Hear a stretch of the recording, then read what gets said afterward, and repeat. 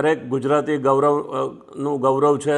અમદાવાદીઓને તો ખાસ કરીને જેમ સુરતમાં સુરતી લોકો છે એ જેનો ઉમંગ લે છે, એવી જ રીતે અમદાવાદીઓને હું એટલું જ અપીલ કરીશ કે આ નગર એ આપણા સૌનું છે અને તમે અમદાવાદની બહાર ગમે ત્યાં જાઓ, પરંતુ આપણે યાદ રાખવાનું કે આ બધી પોળ ગામો અને નાના નાના કસ્બા જે આપણે જોયા, કેટલું મોટું અમદાવાદ પહેલાં હતું અને આજે કેટલું મોટું છે.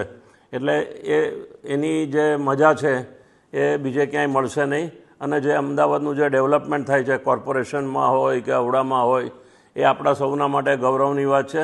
એ રીતે અહીંયા રહેવાની એક આનંદ અલગ જ છે. અમદાવાદમાં ઓલિમ્પિક થવાની તૈયારી જ છે અને થોડો સમય લાગશે, પણ એનું ઇન્ફ્રાસ્ટ્રક્ચર બનાવવાનું કામ શરૂ થયું છે.